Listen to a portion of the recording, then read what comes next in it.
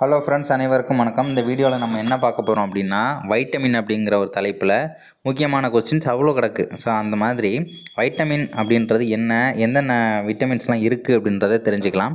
Vitamin A அப்படின்னு பார்க்கும்போது retinal அப்படின்னு சொல்லுவாங்க. ஓகேவா? விட்டமின் ஏ வந்து அதோடைய இன்னொரு பேர் என்னென்னா ரெட்டினால் அப்படின்றது கேட்பாங்க. இப்படி கூட கேட்கலாம்ல, ரெட்டினால் அப்படிங்கிறது எந்த வைட்டமினை குறிக்கிறது அப்படின்னு சொல்லிட்டு கேட்பாங்க. ரெட்டினால். ஓகேவா? இதை நீங்கள் ஞாபகம் வச்சுக்கலாம். ஏ அப்படின்னா அலர்ட் அப்படின்னு ஞாபகம் வச்சுக்கோங்க. அலர்ட், ரெட் அலர்ட் கொடுப்பாங்கள்ல, இங்கே ரெட்டினாலில் ரெட் இருக்குது, ஏன்னா அலர்ட்டு, ரெட் அலர்ட் அப்படின்னு ஞாபகம் வச்சுக்கோங்க. பி காம்ப்ளெக்ஸ் அடுத்தது, இது வந்து நான் லாஸ்ட்டாக இல்லை தனி ஒரு வீடியோவில் தரேன். அதேமாதிரி விட்டமின் B1 வந்து பார்த்தோம்னா தையமின், விட்டமின் B2 வந்து ரிபோஃப்ளேவின் அப்படிங்கிறது, விட்டமின் B3 நியாசின் அல்லது நிக்டோனிக் அமிலம். இது 9th book plus 11th science compare தான். ஓகேவா? ரெண்டுத்தையுமே கம்பேர் பண்ணி காமனான பாயிண்ட்ஸ்லாம் விட்டுட்டு ஸ்பெசிஃபிக்காக உள்ள பாயிண்ட்டெல்லாம் தனியாக எடுத்து எழுதுனது. ஓகேவா? B3 வந்து நியாசின் அல்லது நிக்டோனிக் அமிலம். B4 கிடையாது, B5 வந்து பென்டோதெனிக் அமிலம்.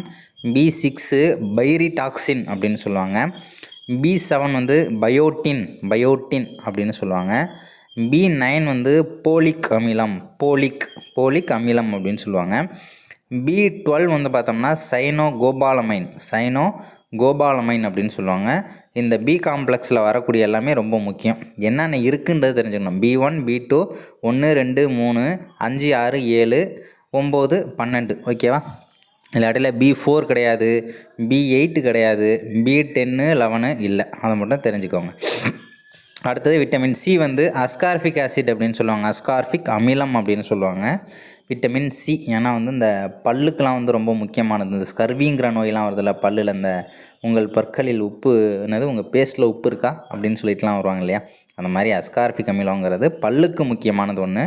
விட்டமின் சி வந்து அஸ்கார்பிக் ஆசிட் என அழைக்கப்படுகிறது. இங்கே கார்னு வருது. கார்னா என்னது? மகிழுந்து. ஓகேவா? இங்கே சி ஃபார் காரு, அங்கேயும் ஒரு கார் இருக்குது, முடிஞ்சு போச்சு. விட்டமின் டி வந்து பார்த்தோம்னா கால்சிஃபெரால் அப்படின்னு சொல்கிறாங்க. கால்சிஃபெரால் அப்படிங்கிறது விட்டமின் டி. இந்த இடத்துல டிங்கிறது எப்படி ஞாபகம் வச்சுக்கலாம் அப்படின்னா, டிங்கிறது டிஃபிகல்ட்டு. நமக்கு ஏதாச்சும் ஒரு கணக்கு வந்து ரொம்ப டிஃபிகல்ட்டாக இருந்துச்சுன்னு வச்சுக்கோங்களேன், கேல்குலேட்டர் யூஸ் பண்ணுவோம்ல, கேல்சின்னு சொல்லுவோம்ல, கேல்சி யூஸ் பண்ணுவோம். டிஃபிகல்ட்டான சம்மெல்லாம் கேல்சி யூஸ் பண்ணி தான் சால்வ் பண்ணுவோம் அப்படின்னு ஞாபகம் வச்சுக்கலாம். விட்டமின் இ வந்து பார்த்தோம்னா டோகோஃபெரால். ஓகேவா? அந்த இடத்துல கோ இருக்குது, டோகோ அப்படின்னு கோ வருது, இந்த இடத்துல இ அப்படின்னு வருது. ஈகோன்னு ஞாபகம் வச்சுக்கோங்க, ஈகோ பார்க்கக்கூடாதுல்ல. ஸோ ஈகோ, டோகோ, ஈகோ அப்படின்னு ஞாபகம் வச்சுக்கலாம்.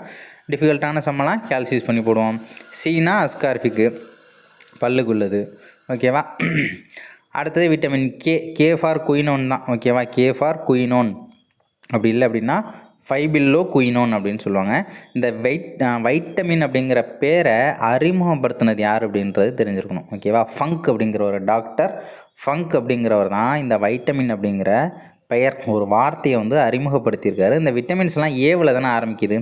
ஏன் ஏ அப்படின்னு சொல்லிட்டு ஆரம்பிக்கிறாங்க அப்படின்னா, ஆல்ஃபபெட்டிக் லெட்டரில் ஃபஸ்ட் லெட்ரு ஏ, அதனால் ஃபஸ்ட்டு கண்டுபிடிச்ச வைட்டமின் வந்து பார்த்தோம்னா ரெட்டினால் அப்படின்னு சொல்லிட்டு வச்சுட்டாங்க. அந்த ஒரு ஆர்டரில் வந்து பார்த்தோம்னா நமக்கு ஏபிசிடி அப்படின்னு சொல்லியிருப்பாங்க. வைட்டமினோட காமனான வேலை என்னென்னா உடலியல் செயலை ஒழுங்குபடுத்துதான். உயிர் வேதிவினைகளுக்கு அத்தியாவசியம். வேதிவினைகள், கெமிக்கல் ரியாக்ஷன்லாம் நடக்கணும்னா என்னது, விட்டமின்ஸ் ரொம்பவே முக்கியம்தான். கூட்டு அங்கக மூலக்கூறுகள் உணவில் மிக குறைவான அளவில் உள்ளன. உணவில் வந்து மிக குறைவான அளவில் தான் கூட்டு அங்கக மூலக்கூறுகள் அப்படின்னு பார்க்கும்போது உணவில் கம்மியாக இருக்குதுன்னு சொல்கிறாங்க. இது அந்தளவுக்கு முக்கியம் இல்லை. நேரடியாக சக்தி தர முடியாது. ஓகேவா? இந்த விட்டமின்ஸ் அப்படிங்கிறது நேரடி சக்தியை தர முடியாது. அதனால் இது என்ன சொல்கிறாங்க, பாதுகாக்கும் உணவு அப்படின்னு சொல்கிறாங்க. பாதுகாக்கும் உணவு அப்படின்னு சொல்லி வைட்டமினை சொல்கிறாங்க. ரொம்ப முக்கியமான டேட்டா. ஓகேவா? வைட்டமின் அப்படிங்கிறது என்ன வந்துடுது, பாதுகாக்கும் உணவு தான். அடுத்தது வந்து 6 பிரிவுகள்னு பார்க்கும்போது ஏ இருக்குது, பி, சி, டி, இ, கே. இதில் நீரில் கரையக்கூடிய விட்டமின்ஸ் எது அப்படின்னு தெரியணும். கொழுப்பில் கரையக்கூடிய விட்டமின்ஸ் எது அப்படின்றது தெரியணும். நீரில் கரைவனை அது வந்து கீழே இருக்கு பாருங்க, பி, சி இருக்குது இல்லையா. ஸோ அது நான் வந்து ஆர்டரை மாற்றி எழுதிட்டேன். ஸோ அதுக்கப்புறம் எழுதுனதுக்கப்புறம் தான் பார்த்தேன், அதனால தான் அம்புக்குறி போட்டிருக்கேன். ஸோ நீரில் கரைகிறது வந்து பி, சி.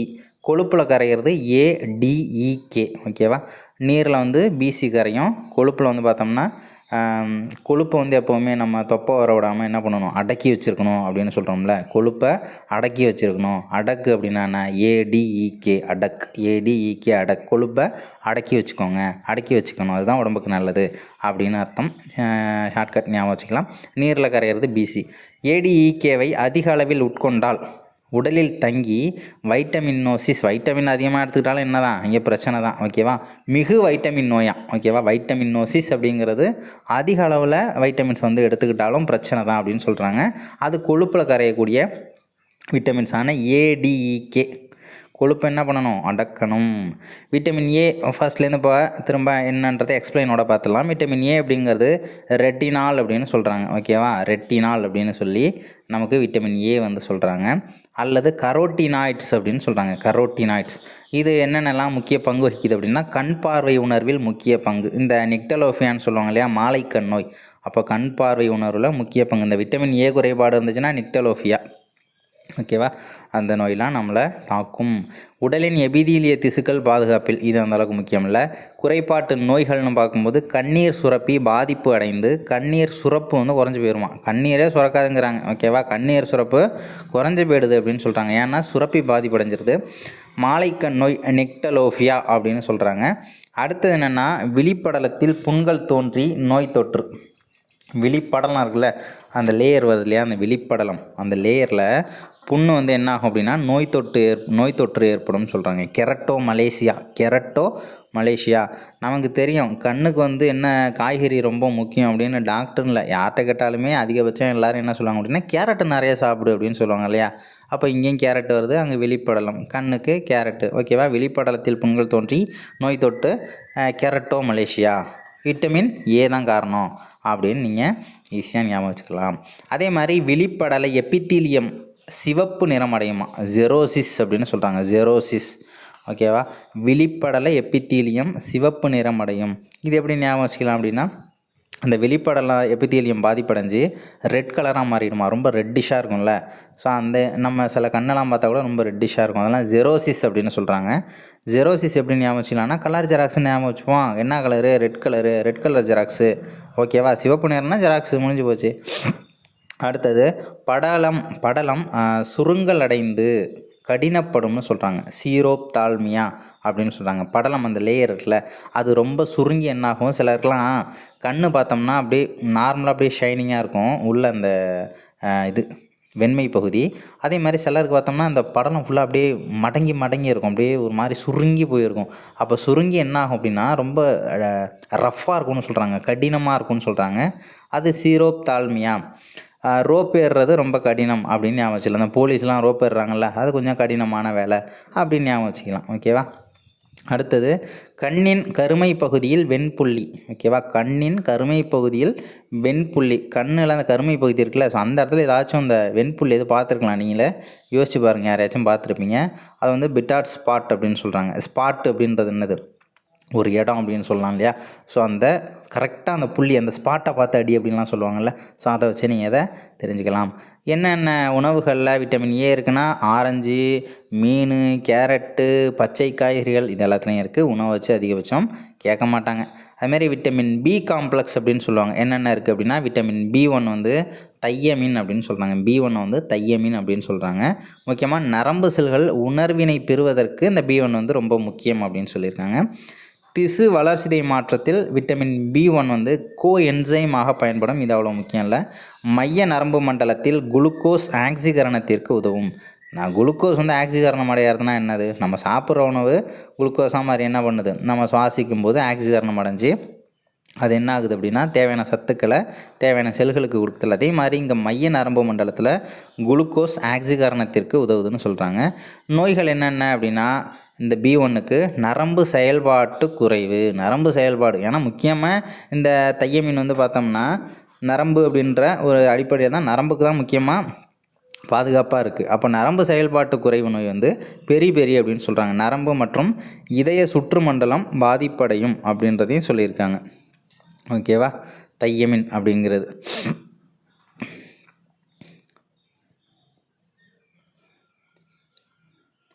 அடுத்தது என்னென்னா விட்டமின் B2 ரிபோஃப்ளேவின் அப்படின்னு சொல்கிறாங்க. ரிபோஃப்ளேவின் அப்படின்னு உடலின் எபித்தீலிய திசுக்கள் பாதிப்பு. எபித்தீலிய திசுனா என்ன, நம்ம இந்த தோலுக்கு அடியிலலாம் இருக்குல்ல, நிறைய டைப்பில் இருக்கும். சிலது வந்து தூண் வடிவத்தில் இருக்கும், சிலது பட்டை வடிவத்தில் இருக்கும். இந்த மாதிரியெல்லாம் எபித்தீலிய திசுக்கள் இருக்கும்.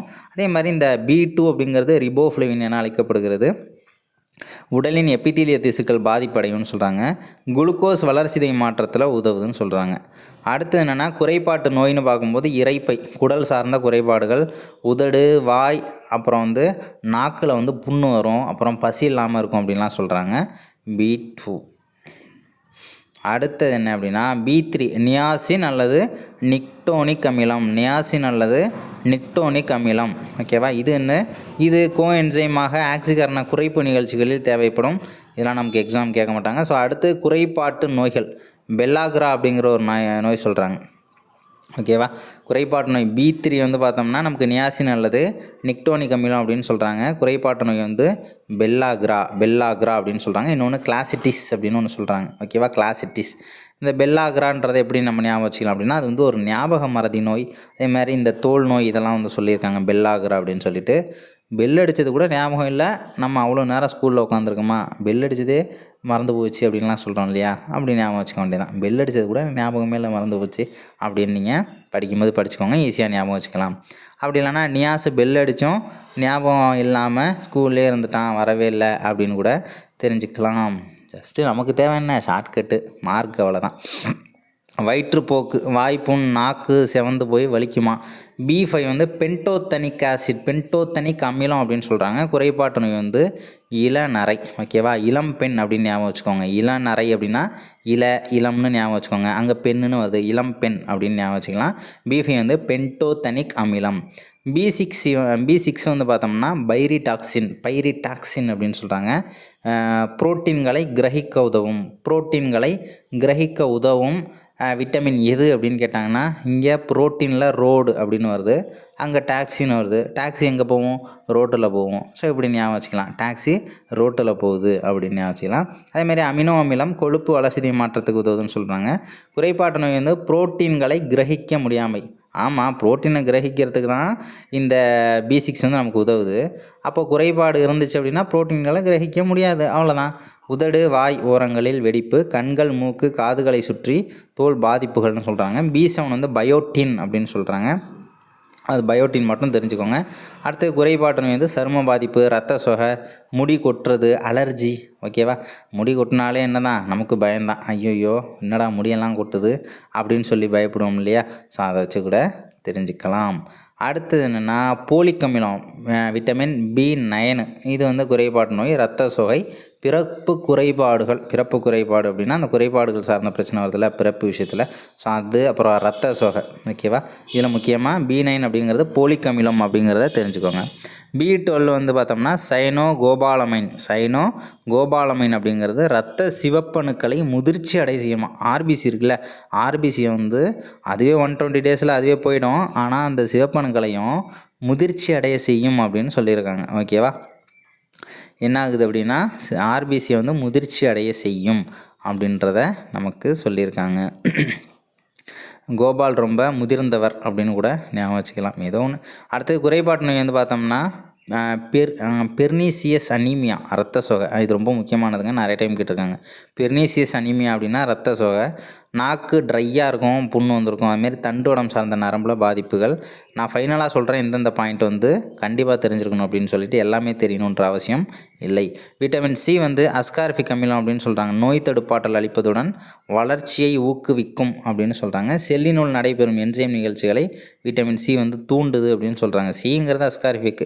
மாரி குறைபாட்டு நோய்னா ஸ்கர்வியை வந்து மாலுமிகள் நோய் அப்படின்னு சொல்கிறாங்க. ஈரில் வந்து இரத்த கசிவு, பல் விழுந்து போகிறது, ஸோ இந்த மாதிரியான பிரச்சனை தான் ஸ்கர்வி அப்படின்னு சொல்கிறாங்க. இதை வந்து மாலுமிகள், இந்த மாலுமிகள்லாம் கடற்பயணத்தில் இருப்பாங்கள்ல, அந்த மாலுமிகளுடைய நோய் அப்படின்றத நமக்கு சொல்கிறாங்க. அடுத்தது என்னென்னா தசைகளில் இரத்த கசிவு. தசைகள்னால் அந்த வாயில் இந்த இரத்த கசிவு வர்றது, அதே மாதிரி வந்து இணைப்பு திசு புரதங்கள் தயாரிப்பு பாதிப்படையும், தெரிஞ்சுக்கோங்க. விட்டமின்கள் மிகுதியாக காணப்படும் உணவுகள். விட்டமின் A மஞ்சள் நிற பழங்கள், கேரட்டு, கீரை, பால், முட்டை, நெய், மீன் எண்ணெய், சோளம். விட்டமின் D வந்து சூரிய ஒளி விட்டமின்னு சொல்லுவாங்க. ஓகேவா, விட்டமின் Dயை வந்து பார்த்தோம்னா சூரிய ஒளி விட்டமின் அப்படின்னு சொல்லுவாங்க. இது வந்து பார்த்தோம்னா மீன், முட்டை, பால், ஈரல், காளான் அதிலலாம் விட்டமின் டி வந்து நிறையா இருக்குதுன்னு சொல்கிறாங்க. விட்டமின் டி வந்து பார்த்தோம்னு வச்சுக்கோங்களேன், கால்சிஃபெரால் அப்படின்னு சொல்லுவாங்க. விட்டமின் டி வந்து கால்சிஃபெரால் அப்படின்னா நம்ம டிஃபிகல்ட்டான சம்மை கால்சி பண்ணி தான் சால்வ் பண்ணுவோம். எலும்பு வளர்ச்சி, கால்சிஃபெரால் அப்படிங்கிறது முக்கியமாக எலும்பு வளர்ச்சி. அதனால தான் இந்த சொல்லுவாங்கள்ல, சூரிய வெளிச்சம் வந்து தோலுக்கு நல்லது அப்படின்னு சொல்லிட்டு. ஸோ அப்போ எலும்பு வளர்ச்சிக்கு ரொம்ப முக்கியம் அது. அதேமாதிரி கால்சியம் மற்றும் பாஸ்பரஸ் வளர்சிதை மாற்றம் அப்படின்றதுல இந்த விட்டமின் டி வந்து பெரும் பங்கு வகிக்குது. ஏன் கால்சியம் மற்றும் பாஸ்பரஸ்னு இங்கே கொடுக்குறாங்க அப்படின்னா, கால்சியமும் பாஸ்பரஸ் எல்லாம் வந்து எங்கே நம்ம உடம்புல அதிகமாக இருக்குன்னா நம்ம எலும்பில் தான் இருக்கும். எலும்பில் தான் வந்து இந்த கால்சியமும் பாஸ்பரஸும் அதிகம். ஓகேவா? அதனால தான் எலும்பு வளர்ச்சி அப்படின்றத இங்கே கொடுத்துருக்காங்க. அதையும் நம்ம தெரிஞ்சுக்கணும். அடுத்தது நமது தோலுக்கு அடியில் உள்ள எர்கோஸ்டிரால் என்னும் பொருளின் மீது சூரிய ஒளி படுவதால் விட்டமின் டி வந்து உற்பத்தி ஆகுது அப்படின்னு சொல்கிறாங்க. நம்ம தோலுக்கு அடியில் இருக்கக்கூடிய எந்த பொருளின் மீது சூரிய ஒளி படுறதுனாலனா எர்கோஸ்டிரால், ஓகேவா, விட்டமின் டி அது மூலமாக தான் உற்பத்தி ஆகுதுன்னு சொல்கிறாங்க. இதை வந்து சூரிய ஒளி விட்டமின் அப்படின்னு சொல்லியிருப்பாங்க. சூரிய ஒளி விட்டமின் அப்படின்னு சொல்லுவாங்க. அதுவே குறைபாட்டு நோய் என்னென்ன சொல்லலாம், எலும்புகளில் கால்சியம் குறைஞ்சி போயிடுச்சு. எலும்புனாலே பாஸ்பரஸ் கால்சியம் தான். அதுமாரி எலும்புகள் வந்து பலவீனமாக இருக்கும், வளைவான எலும்பாக இருக்கும். வளரும் குழந்தையாக இருந்துச்சுன்னா ரிக்கெட்ஸ் அப்படிங்கிற நோய் வரும். முதியவர்கள் வயசானவங்க அப்படின்னா ஆஸ்டியோ மலேசியா. முக்கியமாக இருந்து பார்த்தோம்னா இந்த ஆஸ்டியோ மலேசியா ஒரு புக்கில் கொடுத்துருப்பாங்க 6ஆவதுல. பாஸ்பரஸ் குறைபாட்டு நோய் அப்படின்னு சொல்லி கொடுத்துருப்பாங்க, ஆஸ்டியோ மலேசியா அப்படின்னு சொல்லிட்டு. அது எப்படி ஞாபகம் வச்சுக்கலாம்னா, மலேசியா போகணுன்னா பாஸ்போர்ட் வேணும், அவ்வளோதான், அதான் பாஸ்பரஸு அப்படின்னு ஞாபகம் வச்சுக்கலாம். விட்டமின் டி வந்து வந்து பார்த்தோம்னா டோக்கோஃபெரால். இங்கே என்ன நம்ம ஷார்ட்கட் பார்த்தோம், ஈகோ அப்படின்னு சொல்லி பார்த்துருப்போம். விட்டமின் இ வந்து பார்த்தோம்னா ஒரு ஆன்டி ஆக்சிடென்ட். அதுமாரி திசுக்களுக்கான புத்துணர்ச்சி அளிப்பது. விலங்குகளின் இனப்பெருக்க திறனுக்கு ஈ வந்து அவசியம். இந்த எலிகளில் மலட்டுத்தன்மை, இதை அடிக்கடி கேட்பாங்க. எலிகளில் மலட்டுத்தன்மை எந்த விட்டமின் அப்படின்னா டோக்கோஃபெரால் அப்படிங்கிறத தெரிஞ்சுக்கணும். குறைபாட்டு நோய் என்னென்னா நரம்பு பலவீனம், நோய் எதிர்ப்பு சக்தி குறையுது, மலட்டுத்தன்மை, அதுமாரி மங்கலான கண் பார்வை எல்லாமே விட்டமின் இ. அப்புறம் விட்டமின் கே வந்து பார்த்தோம்னா ஃபில்லோகுயினோன்.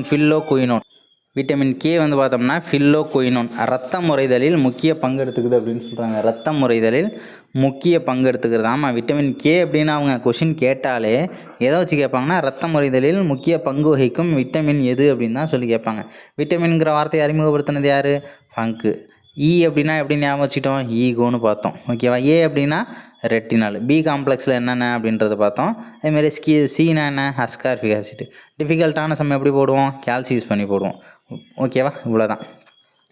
ஃபில்லோகுயினோன் அப்படின்னு சொல்கிறாங்க. ஓகேவா? குயினைன் அப்படி இல்லைனா ஃபில்லோகுயினோன். குறைபாட்டு நோய் ரத்தம் வரையாமல் இருக்கும். ரத்தம் உறைதலில் தான் முக்கிய பங்கு. கீழே விழுந்து அடிபட்டு போச்சு, ரத்தம் வந்துக்கிட்டே இருக்குது, ரத்தம் வந்து நிற்கணும்ல, ரத்தம் வர்றது வந்து நிற்கணும் அப்படின்னா இந்த விட்டமின் கேவும் ரொம்ப முக்கியம். குறைபாடாக இருந்துச்சுன்னா ரத்தம் உறைஞ்சி போகாது. பிறந்த குழந்தைகளில் அதிகம் காணப்படும். ரத்தம் வந்துக்கிட்டே இருக்கும், நிற்காது. அதுமாரி பலவீனமான எலும்பு, பல், இரத்த கசிவு குறைபாடு, ரத்தம் வந்துக்கிட்டே இருக்கும். ஓகேவா? அதெல்லாம் வந்து இந்த விட்டமின் கேவில் தான் குறைபாடாக இருக்குது. இதில் எது ரொம்ப முக்கியமானது அப்படின்றத சொல்கிறேன், பார்த்துக்கோங்க. விட்டமின் ஏ, B1, B2 இது எல்லாமே நமக்கு பேர் என்னன்னு தெரிஞ்சிருக்கணும். ஓகேவா? இந்த விட்டமின் கே வரைக்கும் விட்டமின் ஈயோட பேர் என்ன, டோக்கோஃபெரால். டிஃபிகல்ட்டான சமயம் கால்சி யூஸ் பண்ணுவோம். கேனா குயினோனு, ஈனா ஈகோ, சீனா அஸ்கார்பிக்கு. காரு, இங்கே ஒரு கார் வருது, சி ஃபார் காரு, அங்கேயும் ஒரு கார் வருது. அதே மாதிரி பி காம்ப்ளெக்ஸை படிச்சுக்கோங்க. ஏ அப்படின்னா ரெட்டினாலு. ரெட் அலர்ட் அப்படின்னு பார்த்துருப்போம். அதுமாரி ஃபங்குன்றவர் பேரை அறிமுகப்படுத்தினார். விட்டமின் அப்படின்னு பார்க்கும்போது எதுக்கெல்லாம் தேவைப்படுது அப்படின்னு தெரிஞ்சுக்கோங்க. கொழுப்பில் கரையிறது எது, நீரில் கரையிறது எது. அதே மாதிரி வைட்டமின் நோசிஸ் அப்படிங்கிற நோய் எதனால் ஏற்படுது, விட்டமின் ஏவை கொடுத்துட்டு அது எதில் பங்கு வகிக்குது, அதனால் குறைபாட்டு நோய் என்னன்றது முக்கியம். இப்போ எந்த ஒரு விட்டமினாக இருந்தாலும் அதனுடைய குறைபாட்டு நோய் அப்படிங்கிறது ரொம்ப முக்கியம். எந்தெந்த உணவில் காணப்படுது அப்படிங்கிறது நமக்கு ரொம்ப முக்கியம் கிடையாது. ஆனால் அதனால் குறைபாட்டு நோய் இங்கே என்ன வெளிப்படை எபிதிலியம், சிவப்பு கலர் ஜெராக்ஸு, என்னது கலர் ஜெராக்ஸ்னு பார்த்துருப்போம். ரோப்பு வந்து ரோப் ஏறுறது கடினம் அப்படின்னு சொல்லியிருப்போம். ஸ்பாட்டை பார்த்து அடி, கரெக்டாக ஒரு புள்ளியில் அடின்னு சொல்லுவோமா, அது பிட்டார் ஸ்பாட்டு. ஸோ அதை ஞாபகம் வச்சுக்கலாம். பி காம்ப்ளெக்ஸ் வந்து பார்த்தோம்னா தெரிஞ்சுக்கோங்க. அதேமாரி என்னென்னா இங்கே ப்ரோட்டீனு, இங்கே எல்லாம் ஷார்ட்கட்டு பார்த்துருப்போம். ப்ரோட்டீனை வந்து கிரகிக்கும், டாக்ஸி ரோட்டில் தான் போகுது அப்படின்னு பார்த்துருவோம். பெல் அடித்தது கூட ஞாபகம் இல்லாமல் மறந்து போய் நியாஸ் வந்து ஸ்கூல்லே இருந்துட்டான் அப்படின்னு சொல்லி பார்த்துருப்போம். ஸோ இவ்வளோ தான், இந்த மாதிரியான விஷயங்கள் தான். ஆனால் என்ன, இது எல்லாமே புத்தகத்தில் உள்ளதான். இது மட்டும் நான் வந்து அன்வான்டாக சோர்ஸ்லேருந்துலாம் ரெடி பண்ணல, எல்லாமே புத்தகத்தில் இருக்கிறது தான். ஓகேவா? ஸ்கர்வினா மாலுமிகளின் நோய் அப்படிங்கிறதுலாம் 11ஆவது புத்தகத்தில் இருக்குது. பாக்கி உள்ளது, அதாவது விட்டமின் படிக்கிறீங்க அப்படின்னா விட்டமின் ஏ அதோட பேர் என்ன, அது நீரில் கரையுதா கொழுப்பில் கரையுதா, அதே மாதிரி அது குறைபாடாக இருந்துச்சுன்னா என்னென்ன நோய் வரும் அப்படின்றத மட்டும் தெரிஞ்சுக்கோங்க. அவ்வளோதான் இந்த டாபிக். ஸோ அடுத்த ஒரு வீடியோவில் வேறு ஒரு தலைப்போடு சந்திக்கலாம். பாய், தேங்க்யூ.